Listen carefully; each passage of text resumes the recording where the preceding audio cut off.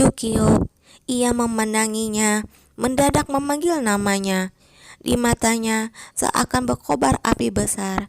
Ia tak berkedip, hanya dengan amat tenang berkata, "Menikahlah denganku." Seketika itu juga, Acu tertegun. Sinar lentera bersinar di wajah Yuan Yu. King Er, dengan tenang ia menatap dirinya lagi dan kembali memanggilnya seperti itu. Kepala Acu agak pening. Ia pun menjawab, "Ya, aku mencintaimu." Sebuah bom seakan meledak di ubun-ubunnya. Wajah Acu pun memanas. Begitu juga dengan dirinya. "Sudah lama aku mencintaimu. Kau tahu tidak?" Dengan amat datar, ia bertanya pada dirinya, seakan mereka berdua sedang membicarakan masalah orang lain. Acu pun mengangguk. "Aku tahu. Kalau begitu, bagaimana denganmu?" Matanya sangat tenang. Wajah Acu merasa dirinya tercekik dan mati. Ia menghimpun keberaniannya lalu berkata dengan lirih, "Aku juga." Namun ia tak mau melepaskan dirinya. "Kau juga kenapa?" tanya Yuan. "Katakanlah." Dengan semena-mena, Yuan terus bertanya. "Aku juga." Dengan sekuat tenaga, Acu berusaha untuk bicara. "Aku juga mencintaimu." Suara itu begitu lirih, dalam sekejap menembus kegelapan malam, menyinari senyum di wajah Yuan Yu, dan mencium dahinya, lalu bertanya, "Sejak kapan?" "Kapan?"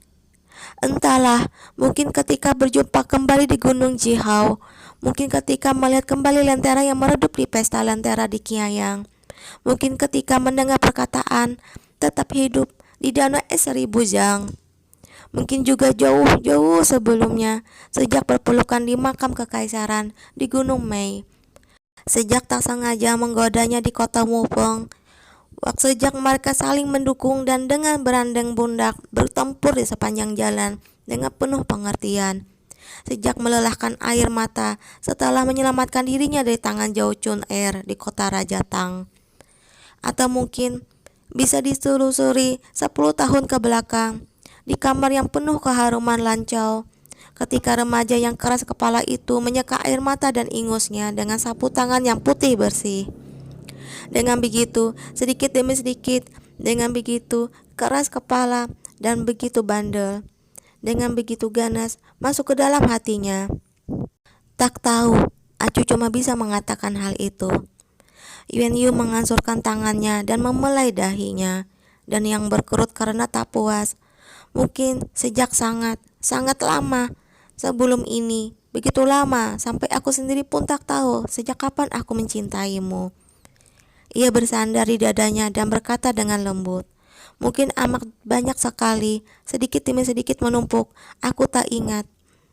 "Benar-benar tolol," Yuan Yu berkata sambil tersenyum memeluk Acu. "Benar, mungkin memang begitu. Tak ada orang yang tahu kapan saatnya. Cinta selalu datang dengan diam-diam. Begitu kamu menyadarinya, ia telah berurat dan berakar." Yuan Yu pun mencium Acu dengan sepenuh hatinya. Wajahnya begitu merah. Bibir Acu pun ikut merah dan bengkak. Tangan Acu menarik pakaian tidur dengan tegang menutupi dadanya. Melihatnya menatap dirinya begitu, Acu pun menjadi begitu tertegun dan diam 1000 bahasa. Sekonyong-konyong, Yuan Yu tertawa. Acu tak pernah melihatnya tertawa seperti itu. Mula-mula, ia hanya membuka sudut-sudut bibirnya dengan lembut. Namun, sedikit demi sedikit, tertawa dengan bersuara. Suara yang semakin lama semakin keras, membuat Acu terkejut. Ia cepat-cepat menjulurkan tangan kecilnya hendak menutupi mulutnya. Yuan Yu mendadak menyusupkan kepalanya, dicekukkan leher Acu, lalu dengan suara pelan berkata, "King Er, aku sangat bahagia." Sepasang lengan Acu begitu kurus memeluk pinggangnya. Bentuk tubuh Yuan Yu begitu bagus, persis seperti model Jens CK di televisi. Di tengah kegelapan, dengan girang, sudut-sudut bibirnya merekah, Sepasang lilin merah itu telah sedikit demi sedikit padam. Lelehan lilinnya berkelok-kelok. Sambil tersenyum ia berpikir, inilah malam pengantinku. Setelah dipisahkan oleh begitu banyak orang, begitu banyak masalah, waktu yang begitu lama, permusuhan antar negara dan keluarga, perpisahan antara hidup dan mati, waktu dan ruang, kehidupan saat ini dan kehidupan terdahulu. Selangkah demi selangkah, mereka masih berjalan sampai hari ini. Ia menyusupkan kepalanya ke bahunya, mengucurkan air mata dengan lega. Saat menjelang fajar, hujan turun berderai di dek kapal itu. Sampai-sampai sampan kecil berputar-putar, hilir mudik di jalan air yang mengelilingi pegunungan Zong.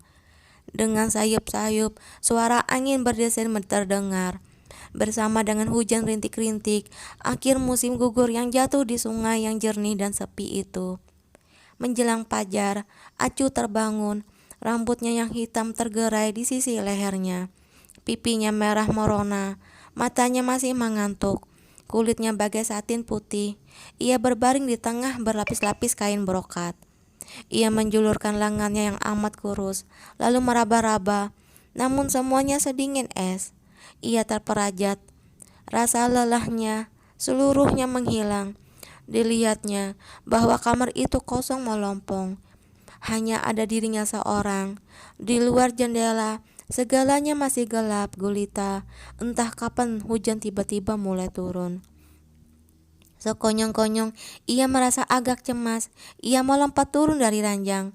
Namun begitu ujung kakinya menyentuh lantai, lututnya langsung lemas. Bagian bawah tubuhnya sama-sama terasa nyeri. Dengan begitu jelas menyebar ke seluruh tubuhnya, seakan sedang menyadarkan dirinya bahwa hari ini telah terjadi sesuatu perubahan besar pada tubuhnya. Ia memakai baju berwarna biru muda yang bersulamkan bunga dan dedaunan dirimbun berwarna putih. Benang sulaman amat halus, putik sarinya berwarna merah muda, menonjolkan pinggangnya yang ramping, rok polos dan mantel berlengan yang bagai awan. Ia mengambil sebuah payung hijau kerangka bambu, membuka pintu kabin, lalu melangkah keluar. Di luar agak dingin, hujan rintik-rintik bagai benang sutra. Seperti hujan bulu berkebau awal musim semi, ia ditiup angin yang bertiup dengan miring.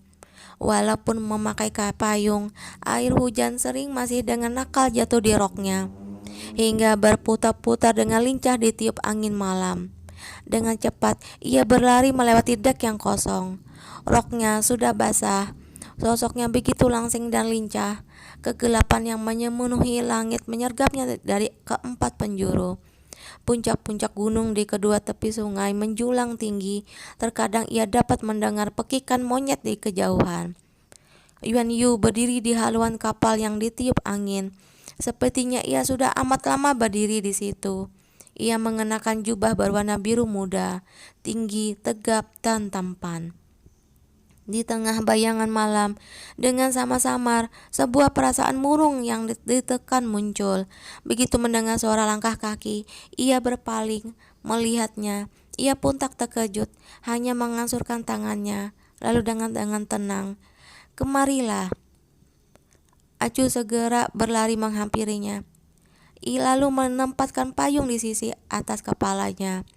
Walaupun hujan ini amat pelan, namun setelah berdiri amat lama di bawahnya, ia tentu sudah basah kuyup.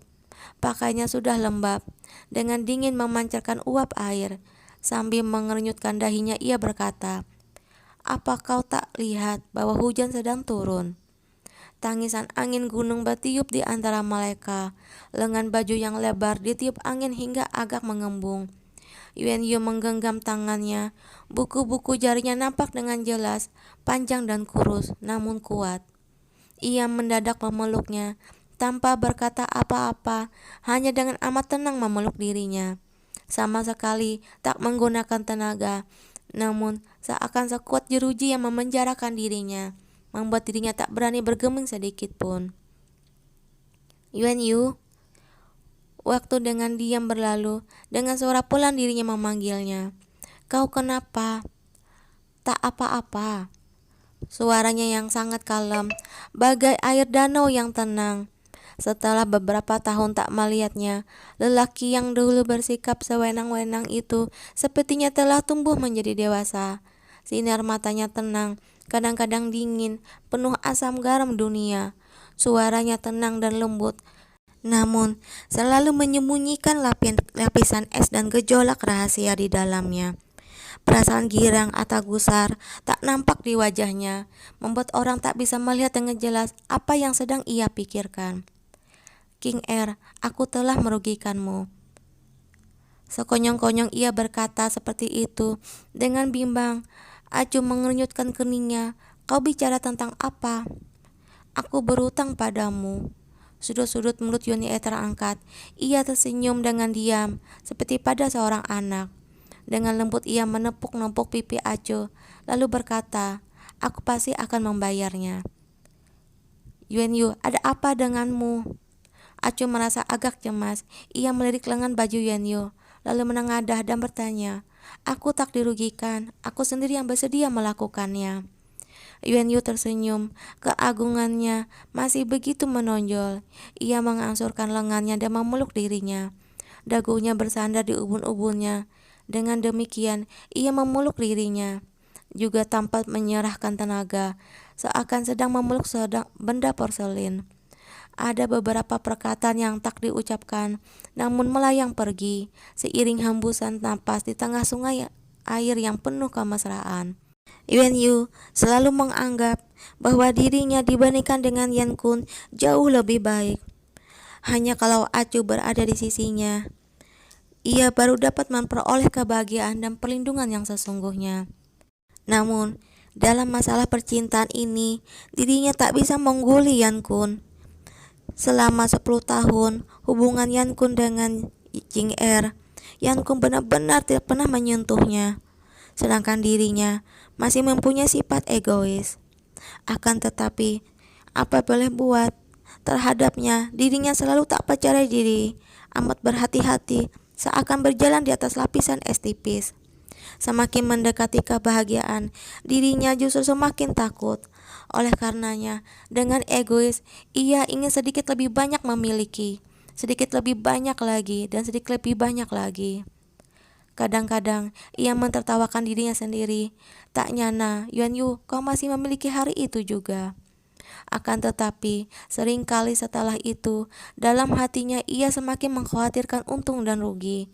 Ia adalah orang yang bersifat bebas, kekuasaan, negara, kekayaan, semua dapat dipertaruhkan dengan berani dalam sekejap mata.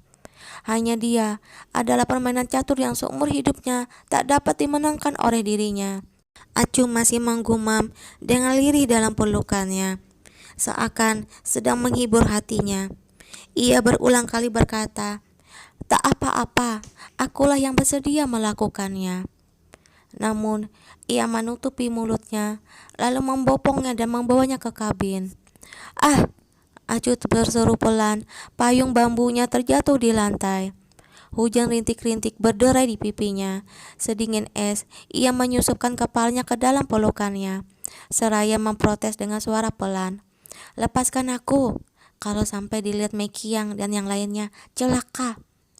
Yuan Yu menunduk, lalu dengan sangat semena-mena berkata, tutup mulut. Dahi Acu berkerut. Dengan kesal ia membalas, tak akan. Yuan Yu tersenyum, wajahnya tak berubah, sudut-sudut mulutnya mereka, namun sama sekali tak berguna. Ia menunduk dan mengulum sepasang bibirnya dalam mulutnya, lalu terus menciumnya dengan penuh kemesraan. Ia berdiri di depan pintu kamar, berdiri di tengah tirai malam, dengan terang-terangan mencium kemanisan dalam mulutnya. Begitu lama, hingga sekujur tubuh Acu lemas dan napasnya terengah-engah, ia baru melepaskan belenggunya. Sambil menyeringai, ia memandangnya. Pandangan matanya dengan sama-samar mengandung sebuah godaan yang penuh rasa puas diri. Aku punya banyak cara untuk membuatmu tutup mulut.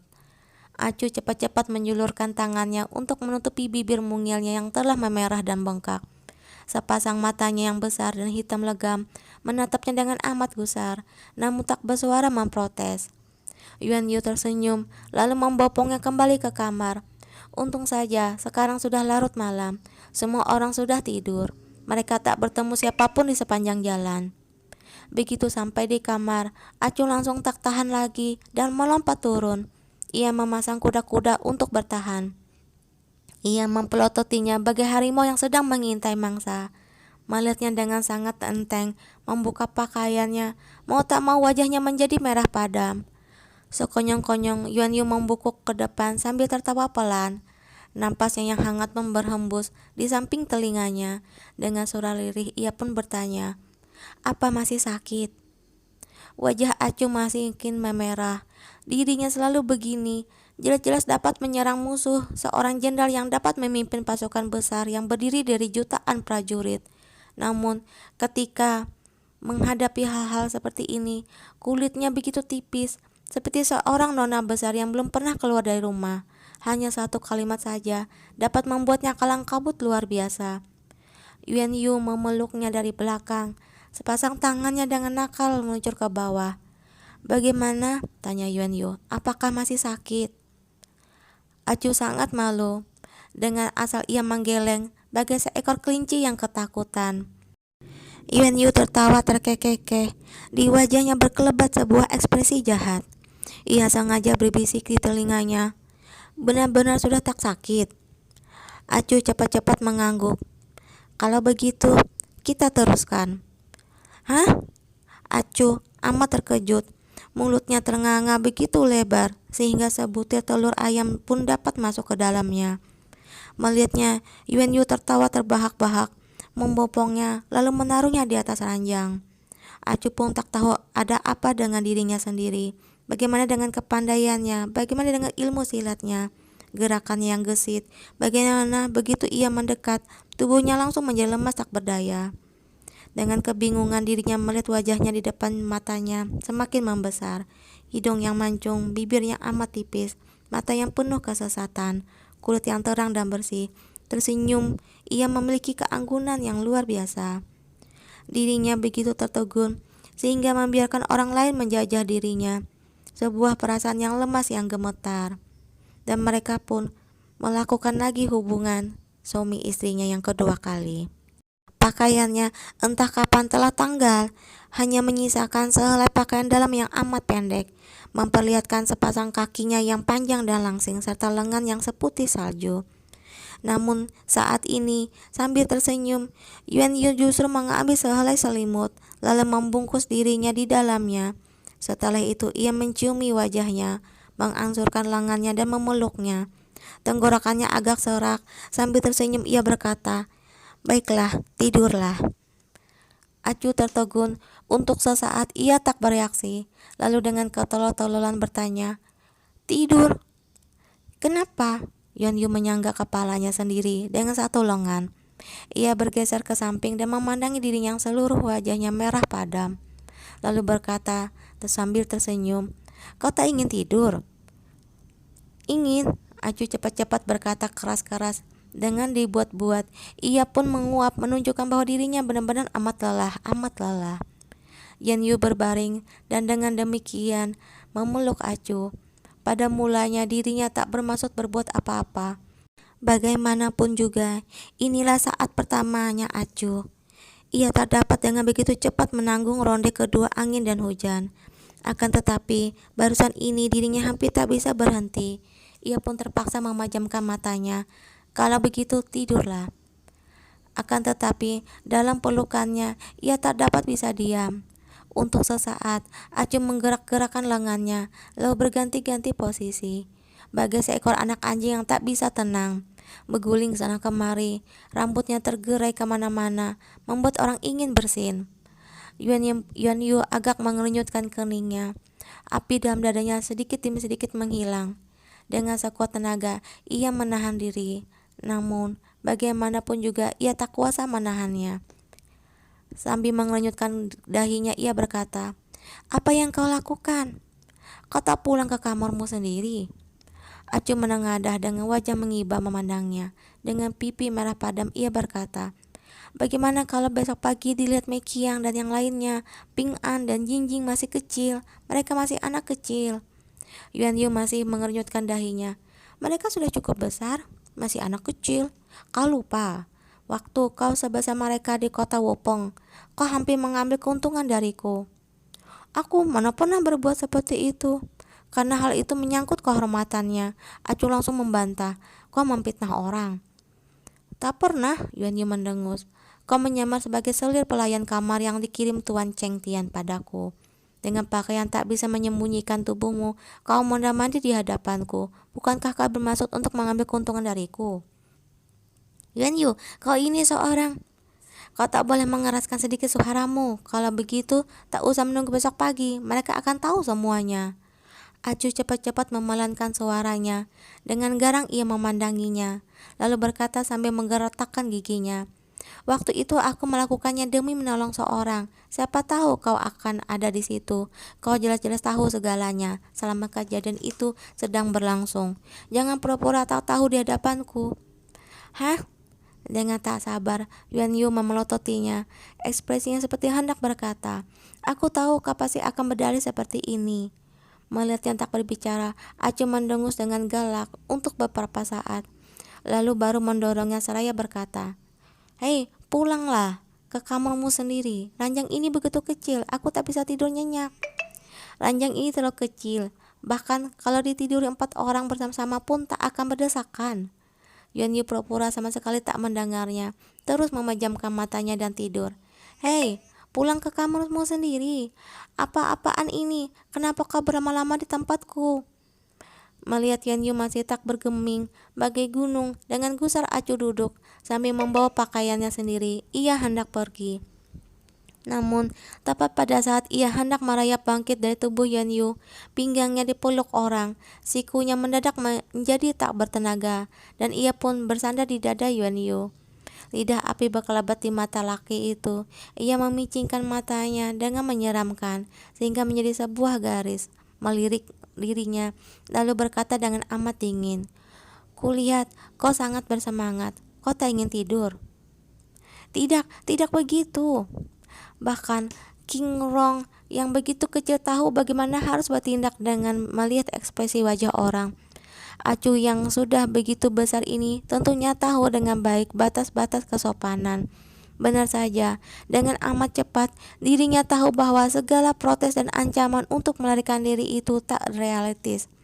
Maka dengan patuh ia kembali berbaring di tempatnya semula, memunggungi Yuan Yu, diam 1000 bahasa. Napasnya tenang seakan benar-benar tidur. Tiada suara sedikit pun. Segala sesuatu di sekeliling mereka gelap gulita bagai tinta kental. Hujan kelihatannya sedikit lebih lebat, berderai jatuh di dek kapal, menimbulkan suara yang jernih dan merdu.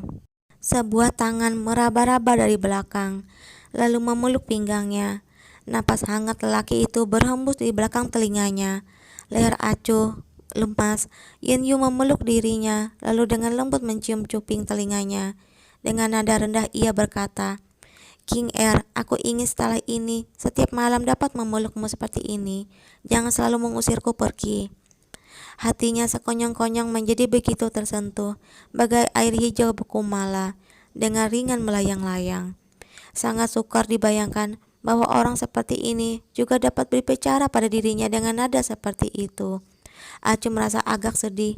Ia menjulurkan tangannya, lalu menggenggam jari jemari tangan Yuan Yu. Rasanya agak dingin. Ia sedikit menariknya ke atas, lalu menaruhnya di sisi bibirnya. Setelah itu ia menunduk dan menciuminya. Malam masih begitu panjang. Tak nyana dirinya tidur seperti itu, berbaring dalam pelukannya. Dalam mimpi ia seakan melihat langit yang cerah, air danau hijau tua, padang rumput yang hijau, gerombolan anak yang mengenakan gaun putih berdiri di lapangan rumput yang luas, menari dan menyanyikan sebuah lagu yang hangat. Nah, di sini Acu teringat lagi ya lagu yang You Are My Sunshine-nya. Oke, teman-teman, Acu nggak bisa nyanyi. Kita lanjut lagi ya. Yuan Yu, kau adalah milikku, cahaya mentari yang selamanya tak akan menghilang. Pagi-pagi nanti, ia pasti akan bangun kesiangan. Hal itu hampir melupakan suatu kepastian. Setelah pintu diketuk dengan keras, dengan terkejut ia membuka matanya. Ia melihat Yuan Yu yang sudah berpakaian lengkap dan rapi berdiri di depan jendela. Tangannya memegang sebuah gaun halus berwarna biru muda, bercampur krem. Sambil tersenyum ia berkata, Mikyang sudah datang memanggilmu beberapa kali. Kalau kau belum bangun juga, ia ingin menerjang masuk. Dengan hampir gemetar ketakutan, Acu mengenakan pakaian, lalu beringsut-insut ke mulut pintu. Menjulurkan tangannya mendorong pintu hingga menimbulkan celah yang amat sempit. Menjulurkan kepalanya keluar, lalu dengan ketololan tertawa. Hehehe, Mikyang, selamat pagi.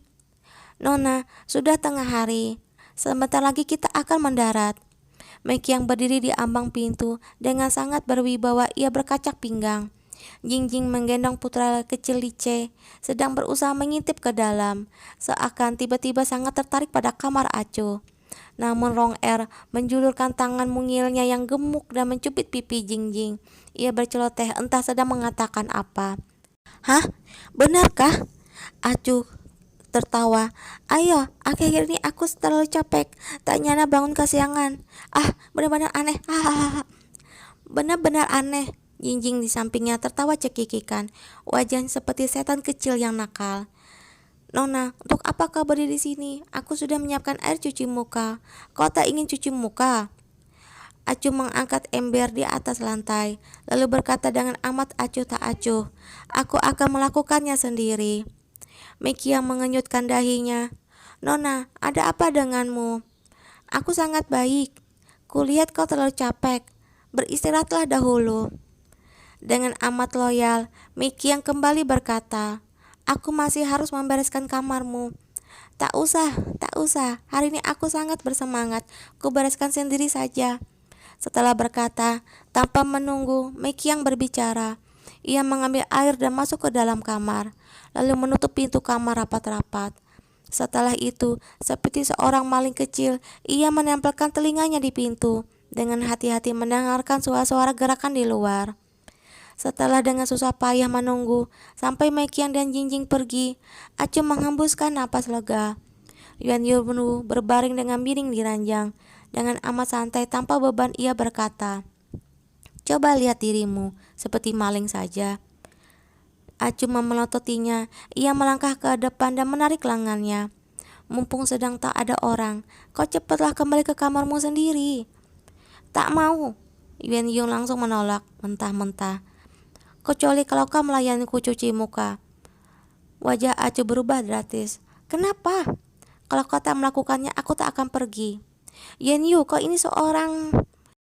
Acu menggertakkan giginya untuk waktu yang amat lama, namun akhirnya masih melangkah ke samping baskom.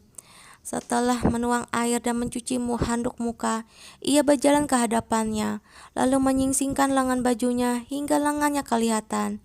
Namun, sikapnya tak seperti orang hendak mencuci muka, melainkan sangat mirip dengan seorang yang akan berkelahi. Ia berjongkok di hadapannya, lalu mengelap mukanya keras-keras. Yuan Yu perlahan-lahan mengerenyutkan dahinya, namun tak berkata apa-apa. Ia masih tersenyum. Tiba-tiba, Acu menjadi agak tak tega. Ia menghela napas, dan gerakannya pun menjadi agak melembut. Sinar mentari bersinar masuk dari jendela yang dibuka lebar, menyinari tubuh mereka berdua. Waktu seakan mundur 10 tahun lebih. Mereka masih berada di kamar Wisma Singhan itu.